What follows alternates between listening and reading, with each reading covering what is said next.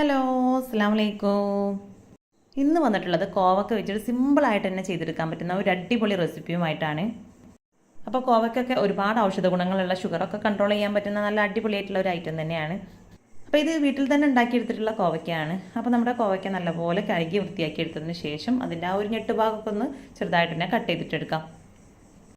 ശേഷം ഇതിനെ നമുക്ക് ചെറിയ പീസുകളാക്കിയിട്ട് മിക്സിയുടെ ജാറിലേക്ക് ചേർത്ത് കൊടുക്കാം.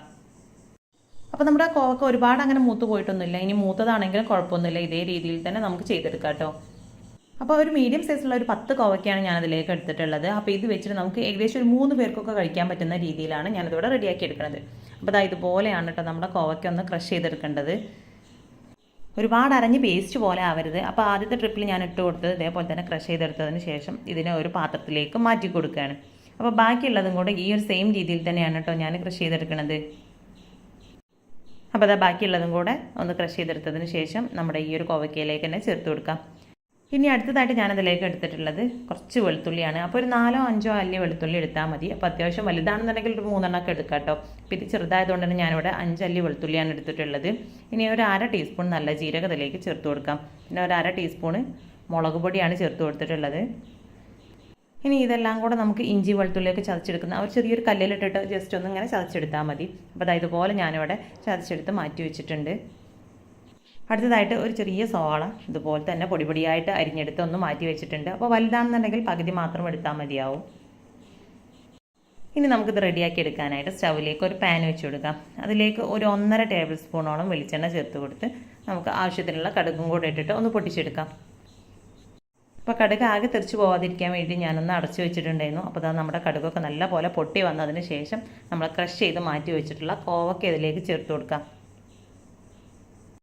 അപ്പോൾ ഈ ഒരു സമയത്ത് തന്നെ നമുക്ക് ഇതിലേക്ക് ആവശ്യത്തിനുള്ള ഉപ്പും കളറിനായിട്ട് കുറച്ച് മഞ്ഞൾപ്പൊടിയും കൂടെ ചേർത്ത് കൊടുക്കാം. അപ്പോൾ ഒരു 1/2 ടീസ്പൂണിനെടുത്ത ഉപ്പും ഒരു 1/4 ടീസ്പൂൺ മഞ്ഞൾപ്പൊടിയാണ് കേട്ടോ ഞാനിതിലേക്ക് ചേർത്ത് കൊടുത്തിട്ടുള്ളത്.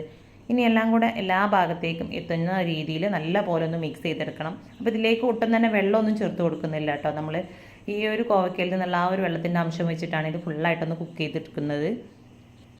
വേറെ എക്സ്ട്രാ വെള്ളമൊന്നും ചേർത്ത് കൊടുക്കേണ്ട ആവശ്യമില്ല. പിന്നെ അതിലേക്ക് ഒരു തണ്ട് കറിവേപ്പിലയും ഒരു പച്ചമുളക് 4ആയിട്ട് കീറിയെടുത്തതും കൂടെ ചേർത്ത് കൊടുത്ത് ഒന്നും കൂടെ മിക്സ് ചെയ്തെടുത്തതിന് ശേഷം നമുക്കിതിനെ അടച്ച് വെച്ചിട്ടൊന്ന് വേവിച്ചിട്ടെടുക്കാം. അപ്പോൾ നമ്മുടെ കോവയ്ക്കൊക്കെ ഒരു ഹാഫ് കുക്ക് ആവുന്നത് വരെ അടച്ച് വെച്ച് വേവിച്ചെടുത്താൽ മതി. അതിനുശേഷം നമുക്കിതിനെ ഒന്നും കൂടെ തുറന്നൊന്ന് മിക്സ് ചെയ്ത് കൊടുക്കാം. അപ്പോൾ ഒരുപാട് വെന്തലിഞ്ഞു പോകരുത്. ഒരു ഹാഫ് കുക്കായിട്ടാണ് കേട്ടോ കിട്ടേണ്ടത്. ഇനി എല്ലാം കൂടെ നല്ലപോലെ ഒന്ന് മിക്സ് ചെയ്തെടുത്തതിന് ശേഷം ഇനി അടുത്തതായിട്ട് നമ്മൾ നേരത്തെ ചതച്ച് മാറ്റി വെച്ചിട്ടുണ്ടായിരുന്ന നമ്മുടെ വെളുത്തുള്ളി നല്ല ജീരകം എല്ലാം കൂടെ ഇതിലേക്ക് ചേർത്ത് ഒന്നും കൂടെ മിക്സ് ചെയ്തിട്ടെടുക്കാം. അപ്പോൾ നമ്മൾ വെളുത്തുള്ളിയിലേക്ക് ആ ഒരു മസാലയൊക്കെ പിടിച്ചതുകൊണ്ട് തന്നെ അത് ഇളക്കിയെടുക്കാൻ ചെറിയൊരു ബുദ്ധിമുട്ടുണ്ടാവും കേട്ടോ. അപ്പോൾ ഒരു 3-4 മിനിറ്റ് നല്ലപോലെ ഇളക്കി കൊടുക്കുകയാണെന്നുണ്ടെങ്കിൽ ഇത് നന്നായിട്ട് തന്നെ മിക്സ് ആയി കിട്ടും കേട്ടോ. അപ്പോൾ അത് നല്ലപോലെ മിക്സ് ചെയ്തെടുത്തിട്ടുണ്ട്. അതിന് ശേഷം നമുക്ക് നേരത്തെ അരിഞ്ഞ് മാറ്റി വെച്ചിട്ടുണ്ടായിരുന്ന സവാള ഇതിലേക്ക് ചേർത്ത് കൊടുക്കാം.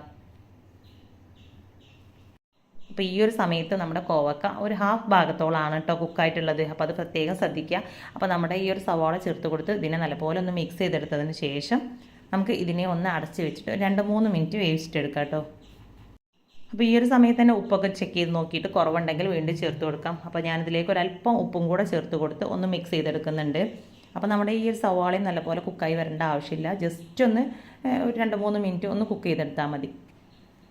അപ്പോൾ സവാള പെട്ടെന്ന് തന്നെ സോഫ്റ്റായി കിട്ടാൻ വേണ്ടിയിട്ടാണ് കേട്ടോ ഈ ഒരു രീതിയിൽ ഞാൻ അടച്ചു വെച്ചിട്ടുണ്ടായിരുന്നത്. അപ്പോൾ എല്ലാം കൂടെ നല്ലപോലെ ഒന്നും കൂടെ മിക്സ് ചെയ്തെടുത്ത് കഴിഞ്ഞാൽ നമ്മുടെ നല്ല ടേസ്റ്റി ആയിട്ടുള്ള കോവയ്ക്ക തോരൻ ഇവിടെ റെഡി ആയിട്ടുണ്ട്. അപ്പോൾ ഒരു വെറൈറ്റി ആയിട്ടുള്ള രീതിയിലാണ് നമ്മളിത് ഇവിടെ റെഡിയാക്കി എടുത്തിട്ടുള്ളത്. അപ്പോൾ നമ്മുടെ കോവയ്ക്കൊക്കെ അരിഞ്ഞെടുത്തിട്ട് കഷ്ടപ്പെടേണ്ട ആവശ്യമൊന്നുമില്ല. ഇതേ ഒരു രീതിയിൽ ചെയ്തെടുക്കുകയാണെന്നുണ്ടെങ്കിൽ നമുക്ക് പെട്ടെന്ന് റെഡിയാക്കി എടുക്കാനും പറ്റും. നല്ല അടിപൊളി ടേസ്റ്റുമാണ്.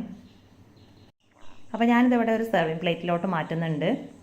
അപ്പോൾ കോവയ്ക്ക് തോരനൊക്കെ എല്ലാവരും റെഡിയാക്കി എടുക്കുന്നതാവും. അപ്പോൾ ഈ ഒരു രീതിയിൽ ഇതുവരെ ട്രൈ ചെയ്ത് നോക്കാത്തവരുണ്ടെങ്കിൽ എന്തായാലും ഒന്ന് ട്രൈ ചെയ്ത് നോക്കുക. അടിപൊളി ടേസ്റ്റാണ്. അപ്പോൾ ഇത് വെറുതെ പറയുന്നതല്ല, എന്തായാലും ഒന്ന് ട്രൈ ചെയ്ത് നോക്കുക. അപ്പോൾ ട്രൈ ചെയ്ത് നോക്കുന്ന സമയത്ത് ഫീഡ്ബാക്ക് അറിയിക്കാൻ മറക്കരുത്. അപ്പോൾ ഇന്നത്തെ ഈ ഒരു വീഡിയോ ഇഷ്ടമായിട്ടുണ്ടെങ്കിൽ ലൈക്ക് ചെയ്യുക.